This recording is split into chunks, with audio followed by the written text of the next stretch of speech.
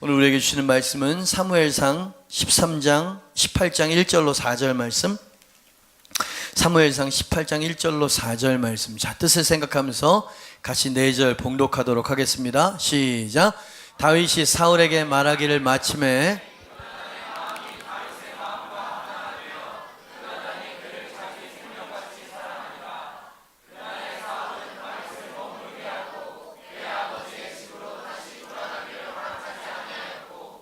요나단은 다윗을 자기 생명같이 사랑하여 더불어 언약을 맺었으며, 요나단이 자기가 입었던 겉옷을 벗어 다윗에게 주었고 자기의 군복과 칼과 활과 띠도 그리하였더라. 아멘. 제목 한번 선포해 볼까요? 시작. 언약의 의미. 다윗의 고향은 베들레헴이었죠. 베들레헴은 지금 강원도 저 두메 산골 정도 생각하시면 됩니다. 아주 뭐랄까요, 깊은 산골, 아주 외진 곳, 그것이 바로 다윗의 고향 베들레헴이었죠. 아버지가 전쟁터에서 지금 싸우고 있는 형제에게 도시락을 갖다 줘라, 그죠? 별 기대 없이 도시락을 들고 아버지 말씀 순종하러 갔는데 자신의 생명을 다해서 사랑하는 하나님을 막 모욕하는 소리가 들리는 거예요. 3m 정도 되어지는 골리앗이 하나님을 막 능욕하고 모욕하는데 큰 분노가 한 17살 정도 되어지는 소년 마음 안에 일어나게 된 것이죠. 여러분 아시다시피 물맷돌 하나를 들고 골리앗을 탁 쓰러뜨립니다. 그의 무기는 어떤 것이었어요? 물맷돌이 아니라 만군의 여호와의 이름을 그 하나만 의지하고요, 적진에 들어가서 결국 골리앗의 머리를 탁 베고, 이 17살짜리가 골리앗의 머리를 들고 아군 진영으로 오는데 사기가 확 일어나는 겁니다. 야, 저 하나님으로 충만한 용감한 저 소년을 보라 라고 하면서 많은 사람들이 놀라고 사기가 충천할 때 가장 그 마음이 요동했었던 한 사람이 있었는데, 사울의 아들 요나단이라고 하는 왕자였습니다. 그의 마음이 흔들렸어요. 다윗을 보면서 1절입니다. 다윗이 사울에게 말하기를 마침에 어떻게 해요? 요나단의 마음이 다윗의 마음과 하나가 돼요. 요나단이 그를 자기 생명같이 사랑하게 되었다. 아멘입니다. 3절에서도요 똑같이 되풀이되어지고 있죠. 빨간 글씨만 시작. 요나단은 다윗을 자기 생명같이 사랑할 수가 있을까? 여러분, 이때가 처음 만난 거예요. 몇 번 보고 몇 번 만나고 이랬던 게 아니라 도시락 들고 갔다가 골리앗 쓰러뜨린 거 아닙니까? 그것으로 말미암아 왕궁에 들어가게 되어지는데, 그 요나단이 처음 봤는데 완전히 마음이 사로잡히게 되어진 거지. 다윗을 사랑하는 마음으로 막 요동치기 시작했다는 이야기입니다. 뭐가 그렇게 멋있었을까요? 다윗 가운데 역사하시는 하나님의 영광을 보았을까요? 여러분, 어린 사람은 내 자신이 막 영향력을 미치고 그죠? 가장 높은 자리에 있기를 원합니다. 근데 성숙한 사람은 누군가 하나님께서 막 기름 부으시는 사람을 보면 마음이 그렇게 사모가 되어지고 흐뭇하고 그러죠? 교제하고 싶어지죠? 그런 마음이었을까요? 하나님의 이름 하나 의지하고 골리앗을 향해 달려나가는 다윗의 용맹함에 매료되어졌을까요? 그러니까 군인이었잖아요. 어찌됐든 그 마음이 다윗을 사랑하는 마음으로 불타오르기 시작했습니다. 그래서 교제가 일어나기 시작했다는 이야기죠. 이렇게 마음이 서로 묶였어요. 하나로 확 사랑으로 묶이게 되어진 이 두 사람이 오늘 말씀을 가만 보니까 우리가 보기에는 아주 낯선, 하지만 유대인들이라면 친숙하고 익숙한 어떤 행동을 하나 하더라 이 말입니다. 그게 어떤 것이었어요? 언약을 맺는 것이었다. 더불어 언약을 맺었다 그랬죠. 고대 근동 지방에선, 그 팔레스타인 지방에서는요, 내 생명을 바쳐서 영원한 동반자, 영원한 친구가 되고 싶다라고 하는 사람을 만나게 되어지면 의형제를 맺는 것 같은 언약 맺는 일들이 많이 있었다고 하죠. 그래서 피를 나누진 않았지만 진짜 형제처럼 의형제가 되어지는 그런 언약식들이 왕왕 많이 일어났다는 이야기죠. 근데 이 언약이라고 하는 이 단어를 들으면 그냥 약속 이렇게 생각되잖아요. 야, 나 너가 좋고 너도 날 좋아하니까 우리 평생 친구하고 평생 동역하면서 헤어지지 말자. 행복하게 서로 그렇게 지내자. 이게 언약이 아닌 거예요. 여러분, 언약이랑, 유대인들에게 언약이라고 하는 단어와 개념은 사실 아브라함에게 하나님이 주신 단어였습니다. 여러분, 창세기 읽어보셨습니까? 하나님이 아브라함과 언약을 맺으시게 되어지지요. 근데 그 언약을 맺으실 때 광경이 짐승을 두 동강으로 쪼개는 거예요. 그래서 언약을 맺다 이렇게 말하지 않고 히브리서에서는 언약을 쪼갠다 이런 단어를 씁니다. 그죠? 그 쪼개진 짐승의 시체 사이를 언약 체결 당사자들이 탁 언약을 체결한다는 마음으로 거기를 지나가면 언약이 딱 체결이 되어지는 거예요. 하나님께서 아브라함에게 한번 찾아오셔서 그 언약을 맺으시죠. 그때 언약이 맺어진 후에 하나님이 나는 너의 방패가 될 것이고 너의 지극히 큰 상급이 되어줄 것이다. 왜요? 이 축복의 약속이 왜 그에게 주어졌다고요? 언약이 체결되어졌기 때문이다. 언약이 쪼개졌어요. 그래서 하나님께서 왜 이런 형태로 언약을 맺으시는 모습을 보여주셨느냐? 그죠? 언약은 너무 엄중한 것이기 때문이에요. 언약은 그냥 뭐랄까요? 감정이 동해서 그냥 한순간에 하고 또 지워버리고 이럴 수 있는 성격이 아니라는 거예요. 그러니까 우리가 생각하는 언약이라고 하는 단어는 너무 가벼워. 이 언약이라고 하는 성경의 개념과 가장 가까운 건 그나마 결혼 서약인 것 같아 보입니다. 그죠? 죽을 때까지 당신을 사랑하고 당신과 함께 할 것입니다. 그런데도 깨지죠? 그러니까 이 성경에서 이 언약의 개념은 존재하지 않는 개념인 거예요. 근데 우리가 언약 그러면 너무 가볍게 생각하는 경향이 있다 이 말이지요. 생명만큼이나 엄숙하고 진지한 서약이어야 하고요. 어떠한 일이 있어도 깨져서는 안 되는 충성의 서약이자 헌신의 서약이자 생명을 바쳐 하는 서약이어야 한다는 것을 모든 유대인들은 알고 있는 거야. 왜? 그 단어가 하나님으로부터 온 단어, 신적 단어이기 때문에 누군가와 언약을 맺는다? 쉬운 일이 아니야. 그냥 확신과 앵간한 결단 가지고는 못할 일인데 요나단이 다윗을 처음 만났을 때 그냥 덥석 언약을 맺더라 이 말입니다. 여러분 뭔가 비범한 일이 벌어지게 된 것이죠. 중요하고 흥미로운 일은 히브리인들이 언약을 맺을 때에는 그냥 말로나 이렇게 맺는 게 아니라 어떤 의식과 절차가 있었다라고 하는 것을 성경 배경사에서 보게 되었습니다. 언약 맺는 것은 그냥 가볍게 하는 게 아니에요. 반드시 필요한 절차가 있는데 그것이 치러져야 돼. 치러져야 될 대가 지불이 되어져야 언약이 맺어지게 된다 이 말이죠.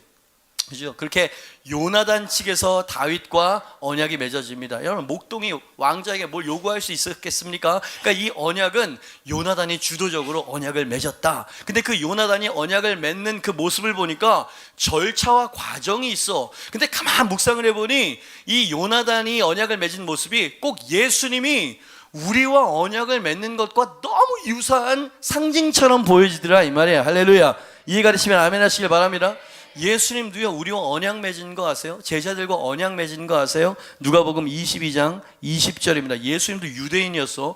언약이라고 하는 단어를 쓸 때는 지금 제가 여러분에게 설명드리는 쪼개지는 반드시 지켜야 하는 대가가 지불되어져야 되는 이걸 염두에 두고 주님께서 언약을 맺으신 거예요. 뭘로? 피로 말이죠. 같이 한번 읽어봅니다. 시작. 저녁 먹은 후에 잔도 그와 같이 하여 이르시되 이 잔은 내 피로 세우는 새 언약이니 곧 너희를 위하여 내가 붓는 것이다. 아멘입니다. 예수님은 피로 값주고 새 언약을 세우셨다, 맺으셨다라고 말씀하시는 것이지요. 그렇습니다. 요나단과 다윗의 언약 체결 과정과 그 의미는 예수님이 우리와 언약을 맺는 과정과 의미를 상징적으로 예표적으로 보여주는 언약의 모습이라 이 말입니다. 자, 그렇다면 이 헌신의 언약은 어떤 과정, 어떤 절차를 통해서 맺어지는 걸까요? 그리고 요나단과 다윗이 맺은 그 언약의 모습을 통해서 예수님과 우리와의 언약의 의미가 어떤 의미로 체결이 되어진 거냐. 여러분 좀 말이 조금 어려운 단어가 이해가 되시면 아멘 한번 해주시기 바랍니다. 그죠? 요나단이 언약을 맺는 모습은 예수님이 우리에게 언약을 맺는 모습과 상징적으로 같다 이 말입니다. 이해가 되시면 아멘 하시길 바랍니다. 자, 그렇다면 언약이 맺어지기 위해서 절차가 있다고 그랬는데 첫 번째 절차는 어떤 것일까? 1번입니다. 같이 한번 읽어보죠. 시작. 자, 언약을 맺을 때, 언약을 쪼갤 때 그냥 감정대로 경솔하게 하지 말라는 거예요. 언약을 체결할 때 어떤 대가를 치러야 되는지를 먼저 헤아려서 생각해 보라는 얘기입니다. 여러분 요나단이 다윗을 봤을 때 사랑으로 자기 생명처럼 사랑하는 마음이 일어났다고 했어요. 왕자니까 언약을 맺고 싶었습니다. 왕자의 권위와 힘으로 도와주고 싶었습니다. 함께하고 싶었습니다. 평생의 의형제를 맺고 싶었습니다. 그죠? 그게 감정이었어요. 그런데 요나단이 다윗과 언약을 맺게 되어질 때 요나단에게 있어서 많은 것들을 잃을지도 모르는 그런 의미가 있다는 것도 생각했었어야 된다는 거죠. 왜? 다윗이 탁 등장하면서 그의 명성이 온 이스라엘에 인기가 올라가기 시작했기 때문입니다. 여러분, 요나단은 왕자였잖아요. 그냥 가만히 어떤 일이 일어나지 않고 특별한 일이 일어나지 않으면 두 번째 이스라엘의 왕이 될 사람이었습니다. 근데 이 백성들이 골리앗을 쓰러뜨린 다윗을 향해서 노래를 만들었어요.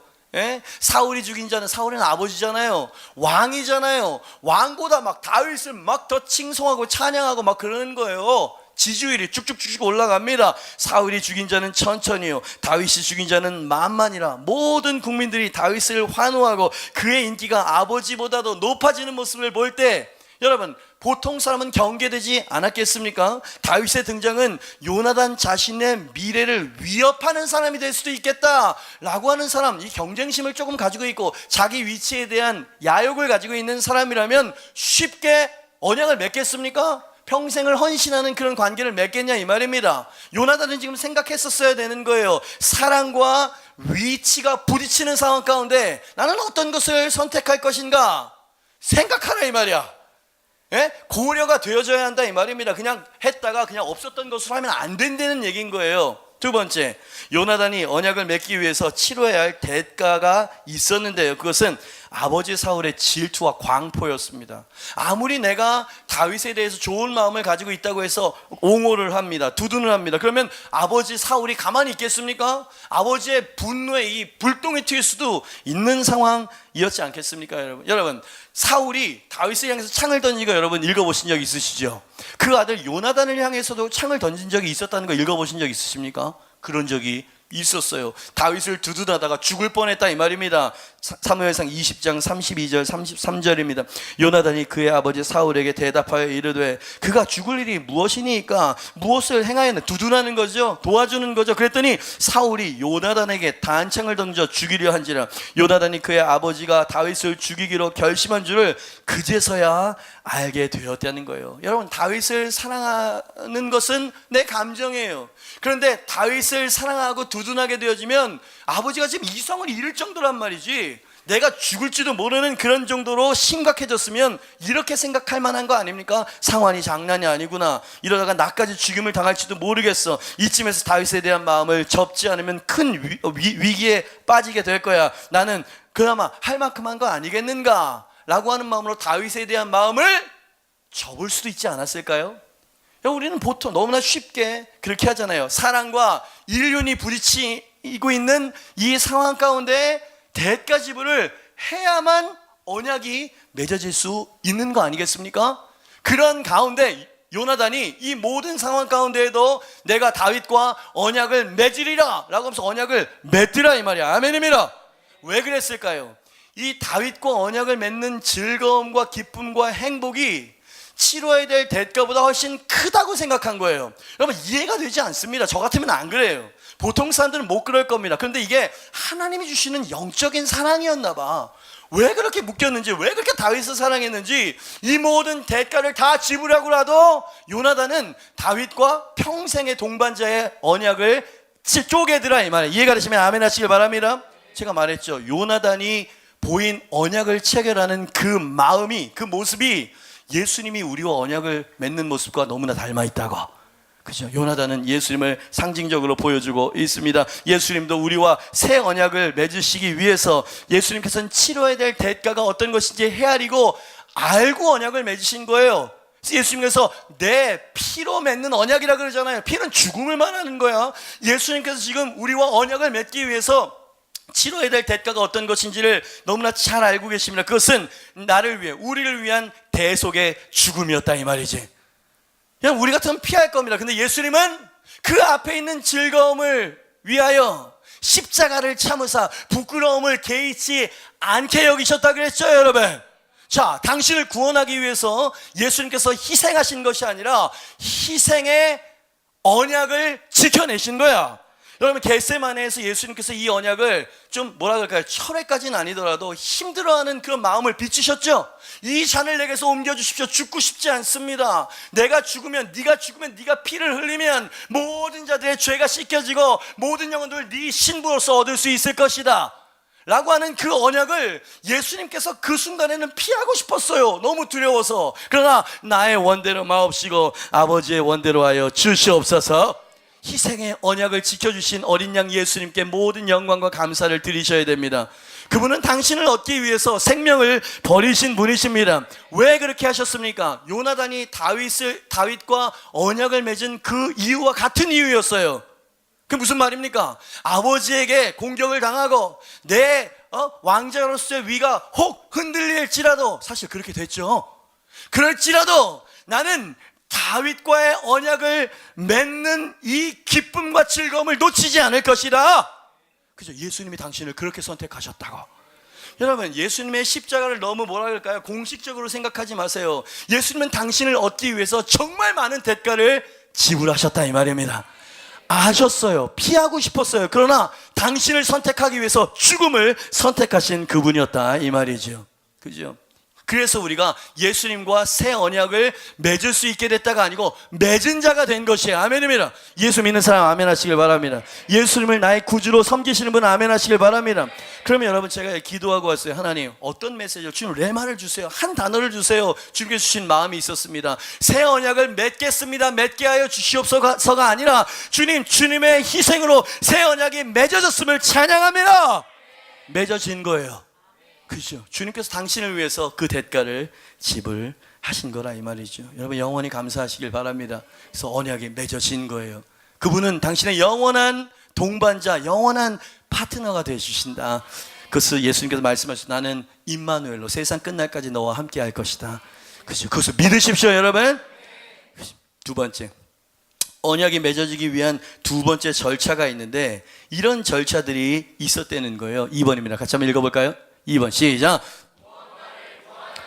성경 배경사를 들춰보니까 당시 히브리 민족들은 누군가와 언약을 맺을 때 반드시 말로 하지 않고 언약의 증표를 맞바꾸는 문화가 있었다는 거예요. 말로만이 아니고 그 증거물을 가지고 있을 때 우리는 언약 맺은 그런 사이야, 그런 관계야 라고 하는 무언가를 교환했다라고 하는 의식과 문화가 있었던 거죠. 그래서 언약을 맺는 요나단과 다윗이 언약의 증표를 서로 교환하는 모습이 4절 말씀에 등장을 하죠. 같이 한번 읽어보겠습니다. 시작. 요나단이 자기가 입었던 겉옷을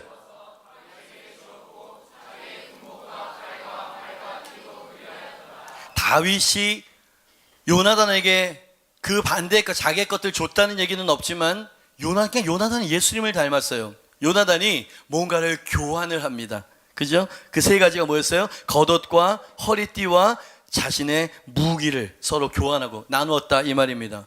자료를 보니까 하나하나 다 영적인 의미가 있어요. 그리고 예수님이 우리에게 교환해 주신 것과 너무나 영적으로 통하더라 이 말이에요. 첫 번째, 겉옷입니다. 요나단은 왕자의 겉옷을 벗어서 다윗에게 입혀줍니다. 다윗의 양치기 겉옷을 이 왕자가 받아서 그것을 기쁨으로 입는 것이에요. 여러분, 옷은 성경에서 정체성을 말하는 겁니다. 왕의 옷을 입고 있으면 왕인 거예요. 거지의 옷을 입고 있으면 거지의 신분이라 이 말이지. 아멘입니다. 왕자 요나단이 천하디천한 목동 다윗의 겉옷을 취합니다. 여러분, 탕자가 죄의 옷을 입고 있었죠. 근데 그 아버지가 회개하고 돌아왔을 때 그 옷을 벗기고 새 옷을 입혔다. 그건 무슨 말입니까? 내 아들이야. 회복된 여전히 내 아들이야.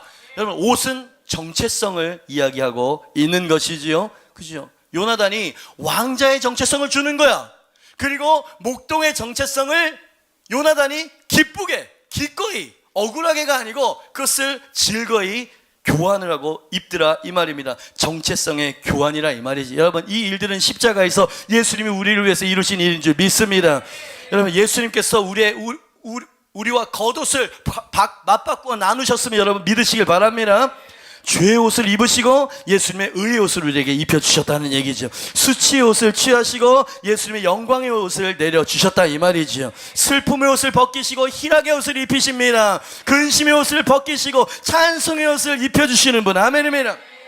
베드로전서 2장에 보니까 베드로가 이렇게 우리의 변화되어진 겉옷에 대해서 이렇게 노래하고 있습니다. 너희는 택하신 족속이요 왕같은 제사장들이요 거룩한 나라요 그의 소유된 백성이다. 여러분 믿으십니까? 그게 겉옷이 맞바꾸어 교환됐기 때문에 그렇다는 거예요. 십자가는 A divine exchange, 거룩한 교환이 일어난 장소라고 제가 여러분들에게 말씀을 드렸어요. 여러분, 신분과 정체성의 변화가 일어났습니다. 자, 옆에 있는 사람에게 선포해서 당신은 택하신 족속입니다. 당신은 왕같은 제사장이 되셨습니다. 하나님의 은혜로 당신은 거룩한 나라이십니다. 하나님의 소유된 백성이십니다. 여러분, 사도 바울은 그렇게 말했어요. 옛사람을 벗어버리고, 옷처럼 이야기했어. 옛사람을 이제는 그분과 새 언약이 맺어졌으니까 옛사람을 벗어버리고 새 사람을 입을지어다. 아멘입니다. 그렇죠. 우리에게 새 옷을 주셨습니다. 새 정체성을 주신 줄 믿습니다. 내 자신이 연약하고 부족하고 아무것도 아닌 거라고 생각하지 마세요. 우리는 왕같은 제사장들입니다. 우리는 요나단과 같은 왕의 옷으로 신분이 바뀐 사람들임을 믿습니다. 두 번째는 허리띠였어요. 허리띠를 나누었다 그랬습니다. 허리띠가 상징한 것은 힘을 상징한다 그랬어요. 왜? 힘은 허리에서 나오는 거니까. 서로의 허리띠를 교환했다는 것은 서로의 힘을 교환했다는 이야기죠. 그 의미는 뭡니까? 내 힘은 이제 자네의 힘일세. 자네가 약해졌을 때 내가 자네를 돕기 위해서 그곳에 있을 것이네. 왕자로서의 나의 힘과 능력이 있다면 이제 그 힘과 능력은 자네를 위해서 사용하는 힘과 능력이 될 것일세. 아멘입니다, 여러분. 이도 예수님이 우리에게 허리띠를 준 것과 일맥상통한 영적인 의미가 있다고 생각되지 않습니까? 예수님은 우리의 약함의 허리띠를 가져가시고 권능의 허리띠를 우리에게 주신 줄 믿습니다. 예수 그리스도 안에 권세를 우리에게 주신 줄 믿습니다. 말씀 3개를 쪼르르 선포하도록 하겠습니다. 성경에는 주님께서 우리에게 권세를 주셨다라고 하는 말씀으로 가득 차 있어. 크게 선포합니다. 시작. 그러므로 내가 그리스도를 위하여 약한 것들과 능력과 궁핍과 박해와 곤고를 어떻게 기뻐하느니. 왜요? 이는 여기 약한 사람 계십니까? 당신이 약할 때 예수님의 강함이 당신에게 역사할 것입니다. 제 옆에 있는 사람이 이야기해서 당신은 약하지만 주님은 강하십니다. 여러분, 믿음이 느껴지지 않아요. 여러분, 그냥 말을 하라는 얘기가 아닙니다. 믿음으로 취하십시오. 여러분, 당신은 정체성이 바뀐 사람이에요. 당신이 약할 때 강함이 될 것입니다. 시작! 여러분, 믿음으로 취하는 사람은 지금 힘이 들어갈 것입니다. 허리띠에 교환이 있을 줄 믿습니다. 빌립보서 4장 13절입니다. 같이 크게 선포해. 시작! 내게 자, 큰 소리로 당신은 모든 것을 할 수 있는 사람입니다. 그리스도 안에서 당신은 모든 것을 할 수 있는 사람입니다. 하나만 더, 로마서 8장 37절입니다. 시작! 그러나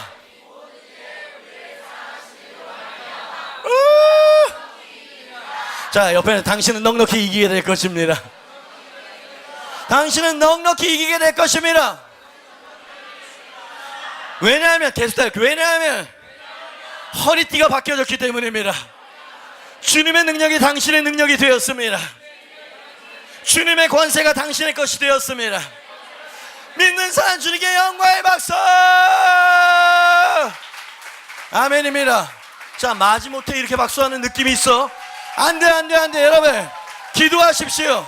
여러분, 그 허리띠를 졸라매십시오. 여러분, 겉옷 정체성을 바꿔주셔서 왕같은 제사장이지. 우리는 존귀한 하나님의 자녀인 줄 믿습니다. 허리띠, 그분의 힘과 능력이 지원받는 사람입니다. 세 번째는 무기를 나눴다 그랬어요. 3번이죠. 서로의 무기를 교환했다. 칼과 활을 줬다 그랬죠.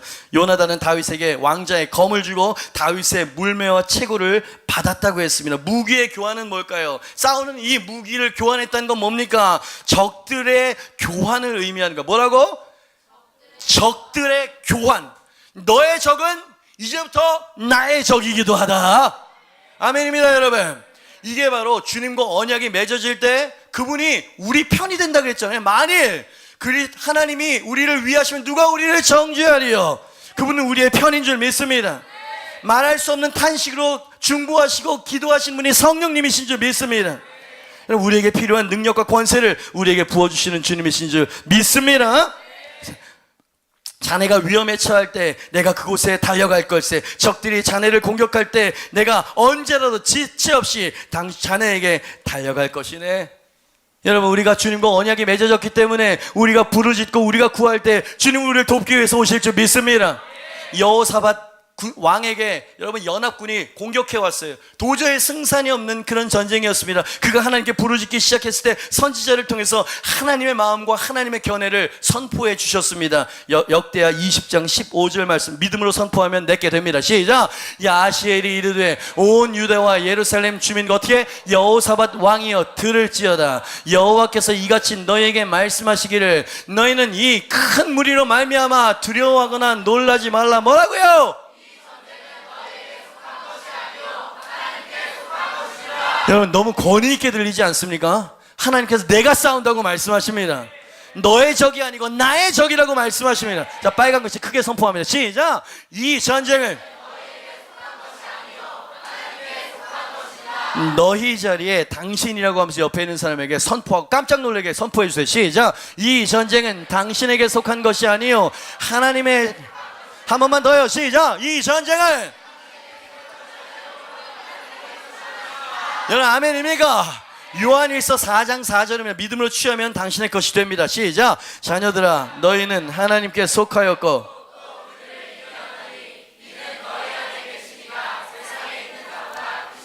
당신 안에 계신 예수님이 세상에 있는 마귀보다 더 강하십니다. 시작. 아하, 여러분 어린아이 같은 믿음으로 받는 사람들은요 여러분 이미 승리한 줄 믿습니다. 여러분 주님의 능력이 역사하고 계십니다. 여러분 이걸 믿으십시오.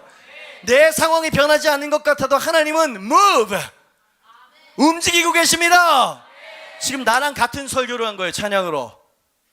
그죠? 노래는 감동적인데 이런 메시지들은 믿겨지지 않죠? 여전히 당신의 머리와 경험을 의지하고 있군요. 여러분 이 전쟁은 너에게 속한 것이 아니라 만군의 여호와께 속한 전쟁이니라. 믿으십시오. 여러분 믿는 자는 기도할 것입니다. 믿는 자는 승리를 선포하게 될 것입니다. 믿는 자는 언약의 증표가 서로 주고받아 a divine exchange, 거룩한 교환이 일어났다는 걸 믿는 자들은 능력을 경험하게 될 것입니다. 당신의 적은 하나님의 적입니다. 하나님은 실패와 실수가 없는 분이십니다. 하나님 우리 앞서 행하실 것입니다. 앞서 싸우실 것입니다. 우리는 승리할 것입니다. 우리는 이기는 자가 될 것입니다. 믿는 자는 영광의 박수. 아멘입니다. 아멘입니다. 아멘입니다. 겉옷이 바뀌었어. 정체성. 왕 같은 제사장이라니까. 허리띠가 바뀌었어요. 뭐였어요? 능력을 주십니다. 무기를 교환했어요. 우리의 최고의 무기는 성령의 기름 부으심인 줄 믿습니다. 그걸 주셨다니까. 자, 옆에 있는 사람에게 빨리 계속 이야기해야 돼요. 당신은 신분이 바뀌었습니다. 시작. 당신은 주님과 새 언약이 맺어진 사람입니다. 아멘입니까? 마지막 세 번째, 하나님과 언약이 맺어지기 위해서 세 번째 마지막 단계, 이런 절차가 필요하다. 같이 한번 읽어보면 시작. 고대 언약을 맺는 마지막 단계는 언약에 대한 헌신의 흔적을 몸에 남기는 의식이었대요. 여러분 이 글래디에이터나 뭐 이런 그때 영화를 보면 의형제를 맺을 때 단검을 해서 이렇게 손바닥을 상처를 좀 본 적 있으십니까? 피를 내고요 거기에 젤을 막 비빕니다. 그래서 이 상처가 낫게 되어져도 이 상처의 흔적은 일부러 남기는 거야. 그죠? 그게 언약의 증표라는 겁니다. 에? 겉옷과 칼과 이런 무기가 서로 교환되었을지라도 몸의 흔적을 갖고 있겠다는 거예요. 영원히 지워지지 않는 언약의 증표를 만들겠다는 겁니다. 뭐와 비슷하지 않습니까? 결혼 반지와 비슷해요. 결혼 반지를 볼 때마다 내가 결혼했고 내 영원한 반쪽과 함께 살고 있다라고 하는 확인인 거잖아요. 증명이 되어지는 거잖아요. 여러분 이 손바닥의 흉터는 눈에 보이는 언약의 징표로서의 기능이 역사하는 것이다. 아멘입니다. 그래서 고대에는요 손바닥에 상처 있는 사람들이 이 손바닥을 내미는 것, 이것이 인사였다는 거예요. 인사법. 네, 뭡니까? 나의 영원한 동반자가 나와 함께하고 있다는 거예요. 나는 언약을 맺은 사람이라는 거예요. 만일 언약의 파트너에게 당신의 손을 보이게 되어지면 그 말은 어떤 것입니까? 나는 우리가 맺은 언약을 여전히 기억하고 있어? 난 네 편이고 너의 힘이고 네 적은 나의 적이야? 라고 하는 걸 확인시켜. 얼마나 든든했을까요? 예? 요나단과 다윗이 딱 손바닥을 보이는 거예요. 난 왕자이지만 너랑 친구고 너의 영원한 동반자가 될 것이야. 아멘입니다. 만일 그 손바닥을 적을 향해서 보여주게 되면 어떤 의미가 있을까요? 경고의 의미가 있다는, 경고의 의미가. 나를 지키고 있는 사람이 있어. 만약 네가 나를 건드리게 되어지면 내 언약의 파트너를 상대해야 될 거야 이런 얘기를 하는 거예요. 여러분, 동화 같은 얘기죠. 여러분, 기뻐하십시오. 감사하십시오. 예수님이 당신의 언약의 파트너가 되셨습니다. 그 얘기인 거예요. 지금 내가 볼지어다 내가 세상을 이기었느니라. 세상에서 너희가 환난을 당하나 담대하라. 내가 세상을 이기었느니라. 내가 너희와 항상 함께 할 것이다. 내가 너희를 지켜 보호할 것이다. 그럼 이 얘기인 거예요. 여러분, 주님을 신뢰하십시오. 무리를 걷지 못한 바다가 갈라지지 않으면 그 노래를 아나 봐. 내 앞에 바다가. 여러분, 예수님의 손바닥에 언약의 상처가 있다는 걸 여러분, 제가 이 도마 설교하면서 여러분 말씀드린 적 있죠. 완전한 부활체로, 완전한 영체로 부활하시단 말이야. 가시면혈관을 쓰셨을 때, 맞았을 때 채찍자국과 가시면혈관 얼굴 찢어지고 붓고 뭐 피나고 이 모든 것들이 깨끗해지셨어. 다 치유가 되셨어. 근데 이 손과 발의 못자국만큼은 그대로 남아있었다. 아니, 그대로 남겨 놓으셨다. 오, 내가 너를 내 손바닥에 새기고, 이런 구약의 표현 본 적 있어요? 여러분, 의도가 느껴지는 거예요. 주님께서 그 못자국을 일부러 남겨놓으셔. 한번 생각해 보세요. 여러분, 모든 것들 내가 만물을 새롭게 하리라 그러셨어요. 모든 세상에 어그러진 것, 아픈 것, 죽은 것, 모든 것들이 다 부활체로 변하게 될 거예요. 그런데 천국에서 유일하게 이 지상에서 난 상처가 천국에서도 여전히 남아있는 건 그 못자국밖에 없어. 이해가 되시면 아멘 하시길 바랍니다. 왜 남겨놓으셨을까요? 여전히 너와의 언약을 나는 기억하고 있어. 내가 이 십자가를 지고 너를 위해서 이 희생과 이 피와 이 죽음으로 너와 맺은 언약이 여전히 유효하다는 것을 기억해라. 이 얘기 아니겠어요? 여러분, 믿음을 가지십시오. 내 경험과 내 지식과 내 노하우를 가지고 살아가는 이 도토리 키재기 세상 속에서 전능자를 상대할 수 있는 여러분 될 수 있게 주님의 이름으로 축복합니다. 예수님은 우리가 지치고 흔들릴 때마다 손바닥에 상처를 보여주시면서 나는 아직도 우리가 맺은 언약을 기억하고 있다. 너도 나와 맺은 언약을 기억하며 일어나야 되지 않겠니? 라고 주님께서 우리에게 재촉하시는 거예요. 예배를 통해서, 말씀을 통해서. 의심 많은 도마처럼 믿음이 약해져 계십니까? 소망이 희미해져 가고 있습니까? 미래가 불확실해서 불안하십니까? 두려움에 잠을 이루지 못하고 계십니까? 예수님께서 언약의 상처를 보이시면서 말씀하십니다. 두려워하지 말고 믿기만 하라. 그리하면 기적을 보게 될 것이다. 여러분, 기도하시길 바랍니다. 주님께 부르짖길 바랍니다. 하나님께서 기적을 일으키실 것입니다. 왜? 주님께서 우리를 그렇게 새 언약을 맺으셨어. 주님은 임마누엘로 우리와 함께 하시는 줄 믿습니다. 원수마귀의 공격과 참소에 더 이상 버틸 힘이 없어서 여러분 위태위태 흔들흔들거리고 계십니까? 요한복음 16장 33절 말씀 크게 읽습니다. 시작. 이것을 너희에게 이르는 것은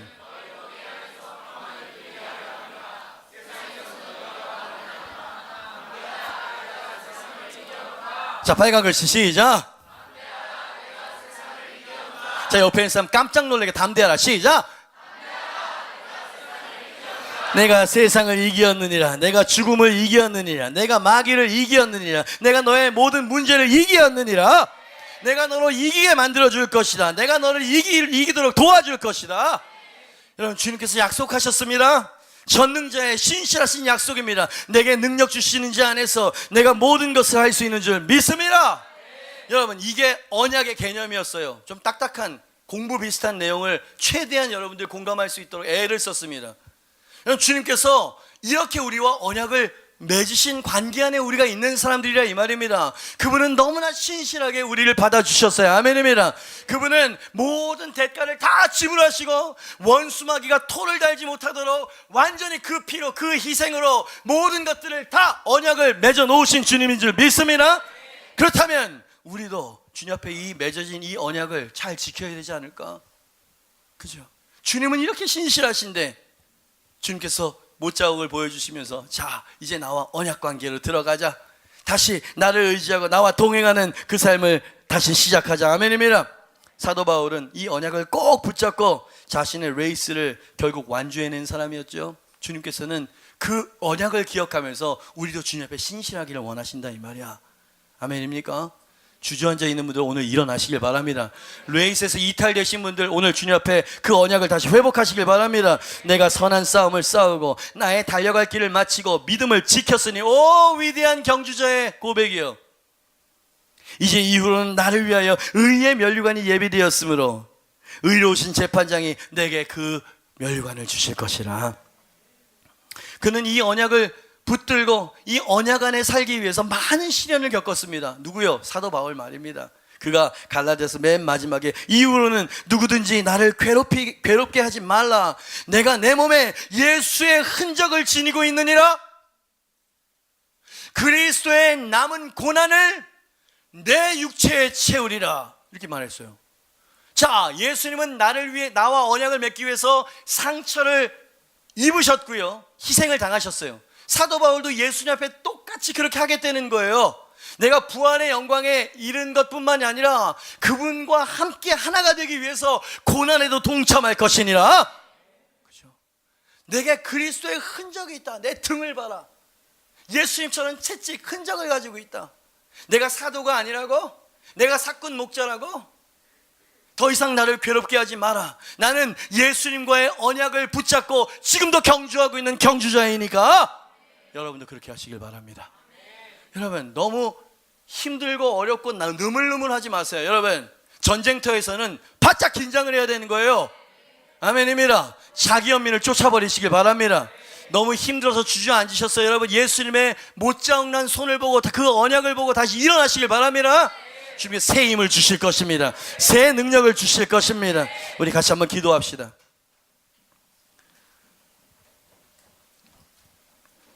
우리 시간에 앉은 채로 우리 한 번만 통성으로 기도할 것이에요. 기도할 마음을 주십니다. 하나님, 제가 이 언약 앞에 신실하지 못했던 사람임을 하나님 고백합니다. 하나님, 이렇게 신실한 주님의 신실하신 희생으로 이 새 언약을 맺어주셨는데 하나님, 제가 다시 이 언약 안에 서겠습니다. 하나님, 믿음으로 다시 일어나겠습니다. 하나님, 주님, 이 사도 바울처럼 하나님, 내 몸에 그리스도의 흔적이 있노라 말할 수 있는 그러한 인생을 살 수 있도록 도와주시옵소서. 여러분, 주님이 도우십니다.